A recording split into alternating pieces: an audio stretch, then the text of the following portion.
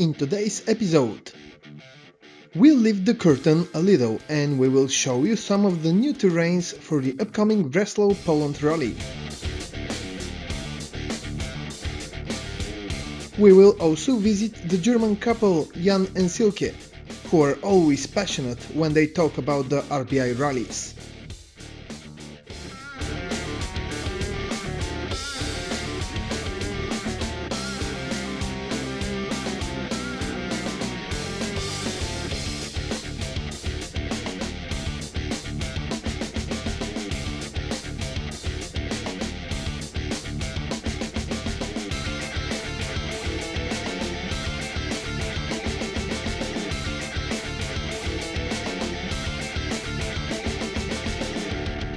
Greetings friends, we're in Poland, finally making the tracks for Breslau Poland 2017. We're in new areas, as far as you can see at the back of me. New areas, new extreme sections, new adventure. At the upcoming edition of the rally, you will drive through a mix of classic and new terrains in Poland. Today we are in the area of the second camp, and here is magnificent.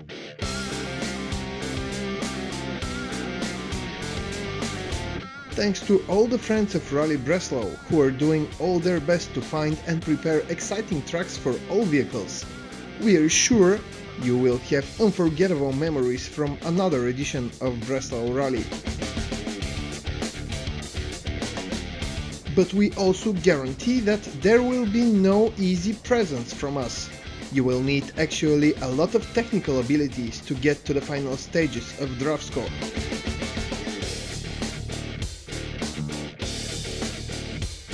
So patience and technical driving will be the key factor this year.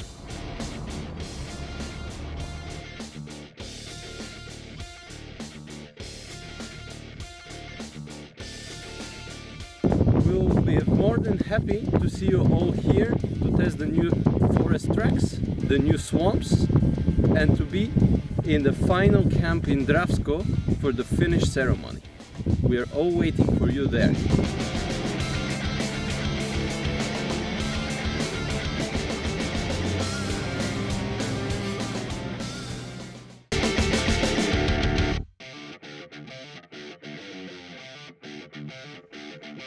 In this episode we are going to Western Germany to meet Jan and Silke, a smile and shine couple.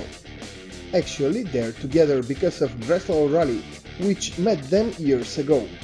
Now they're one of the people that promote the event in their part of the country and can't wait the next edition of the RBI rallies. So my name is Silke Neumann. My name is Jan Neumann. And he's my husband. Yes, we are the racing couple of the Breslau. Not the only one, I guess. No, not the only one, but... I think the only one on bikes. So my first Breslau Rally was in 2006 and his first Breslau Rally was in 2008. Yes. He saw me at the Breslau. You can also say I met her at the Breslau in 2008 when I just entered the theater, but she can't even remember that she met me. So I gave it a try in 2009 to try to meet her again, which I was very successful in, except the case that she couldn't remember. So probably wasn't as good looking as I am today. So she ignored me for the first Breslau. Yes, I was racing behind her. Sometimes I have to admit she was a little bit faster than me. But the view I had from behind her was outstanding, so I enjoyed that as well. 2013 in Switzerland when my kickstart old-timer bike kicked back and I hurt my knee on a petrol station and he appeared and helped. And then he said, but we have already met on Breslau Rally 2008 and 2009 and we talked to each other and you didn't know who I am. Then I realized, okay, I think he's nicer than I thought. She came to me and said, let me ask you just, you are the Jan Neumann? I said, yes, I am. After almost 6 years of ignoring me, she could remember my name. Yeah. also friendship on Facebook every time we met on Breslau Rallye. introduced myself all the time, and after 6 years she just recognized me as my name. It's very successful. It's just a huge family with the motorbikers. We know each other, we help each other. Yes. It's like a big family meeting every year, every summer. And if you just have a look at the starting list for the last 6, 7, 8 years, you will probably see a lot of names again and again and again. It's like a kind of addiction or so. I mean, like it's written in the internet and on well, the advertisement. It really is, and it's a community. Really another opportunity and another event like the Breslau or the Balkan Off-Road, where you really can just do what you really love most, day and a day and after a day, the next day and a day, and probably almost for 8 days in a row. You're just driving off-road with beautiful weather, with beautiful landscapes. It's a race with all kind of support you can just imagine from the organizers. With a backup of medical support and very good road books.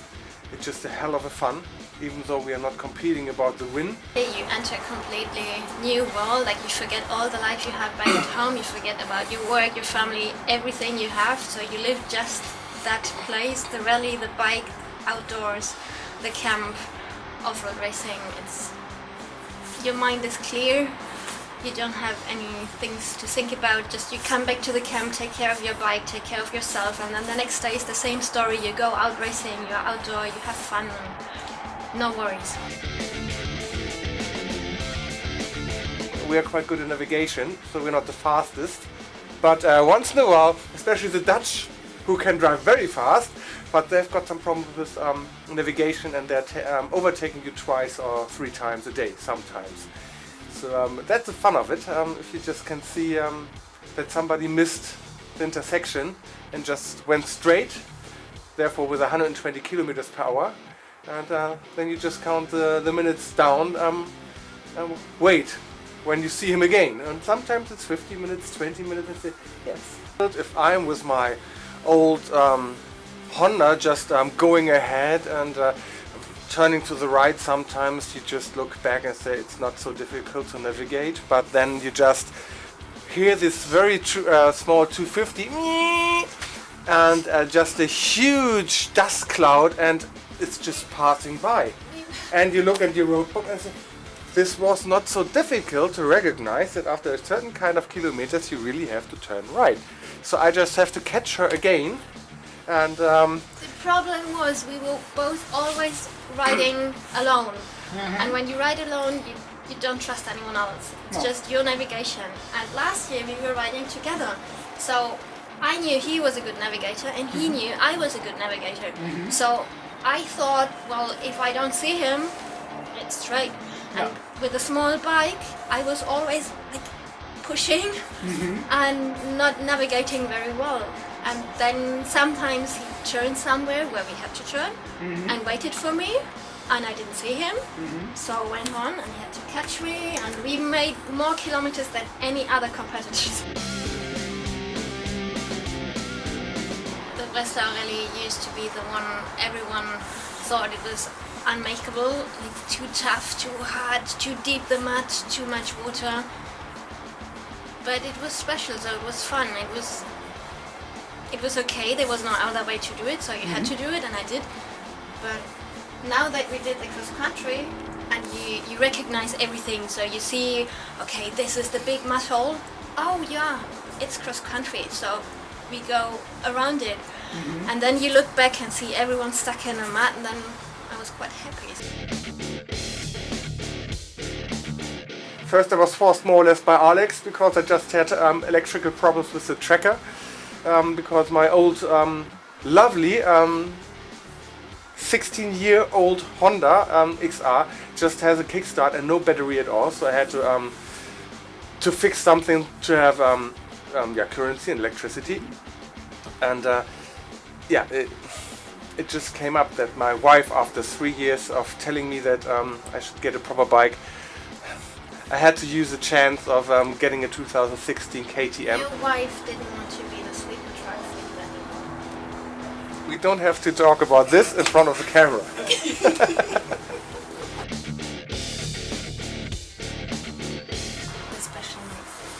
I always say it was the most romantic thing we did last year. Riding together, full moon, 2 bikes on an open plain in Poland in the darkness. It was Quitting the stage. so romantic. We were running out of It time. was Everybody got lost. 3 o'clock in the morning, just the two of us. It was Typing in the coordinates of the camera, say, okay, we quit here. We're just going straight back, and it was just open plain, and we were driving directly in a certain kind of orange full moon. It was just amazing.